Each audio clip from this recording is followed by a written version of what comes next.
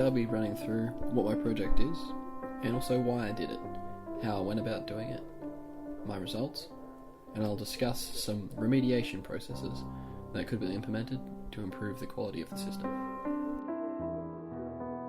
What did I do? My project aimed to look at the effects of acid mine drainage on water ecosystems, in particular, the effects of West Cliff Colliery, the coal mine just east of Appin. I initially intended to not just look at the effects the outflow from the mine has on the chemistry of the water, but also to test the macroinvertebrate species, as they are an amazing biological indicator in regards to the health of the waterway. But, due to safety and time constraints, I was unable to gain assistance for my last run of testing, and hence could not collect any macroinvertebrates from the site.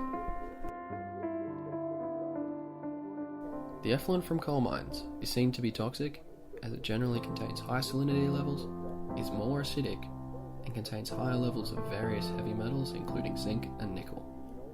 This, however, does not account for the more discrete changes that are also potentially dangerous for nearby aquatic ecosystems and their surrounds.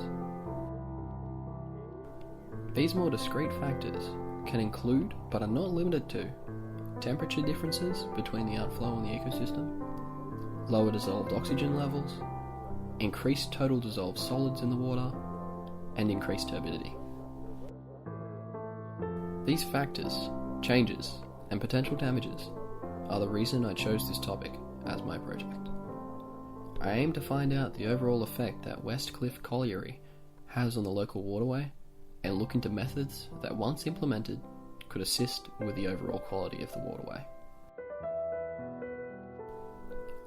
With this project, I aim to achieve a greater understanding and also gain first-hand experience with the effects of acid mine drainage. Also, I wanted others to be more aware of its effects, and I hope my results can be used for further explanations and projects. How I did it. This is the location. I've highlighted the water systems themselves, namely Brennan's Creek, containing the mine outflow point, and Georges River, where the creek is running into. These are the sites that are downriver, which contain a mix of both flows from both Brennan's Creek and upriver from the Georges.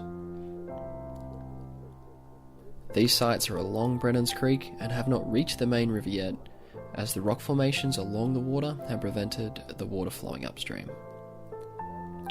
And last of all, these sites are up Georges River, where the inflow from Brennan's Creek cannot affect the samples, with the exemption of sample number 8, as rock formations prevent the water heading upstream.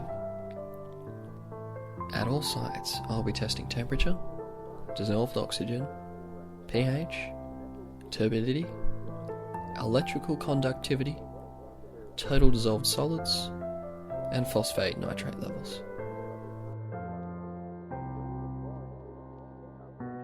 The results. Temperature.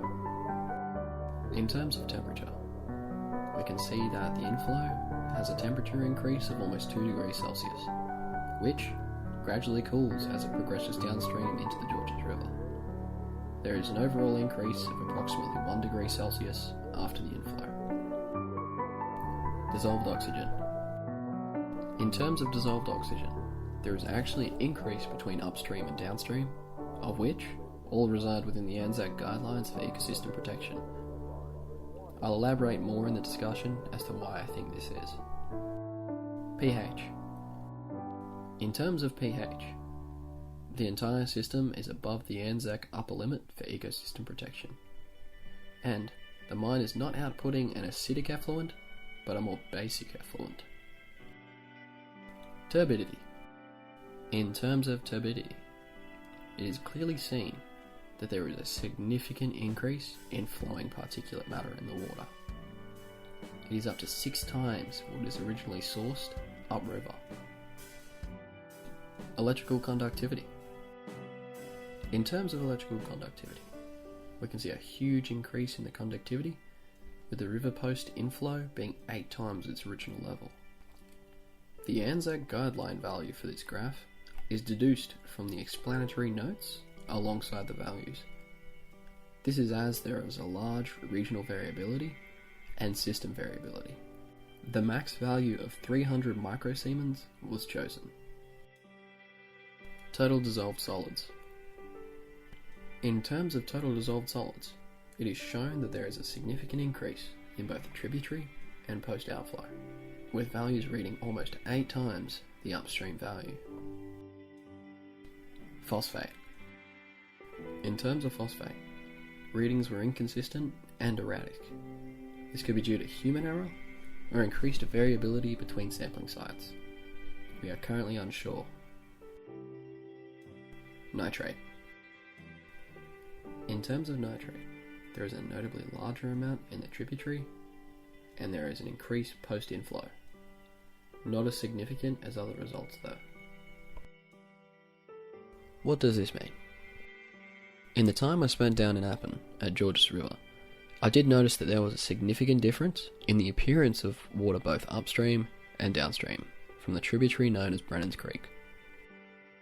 The water had a visually dirtier appearance, and this can be directly related to the significant increase in the total dissolved solids and in the turbidity results.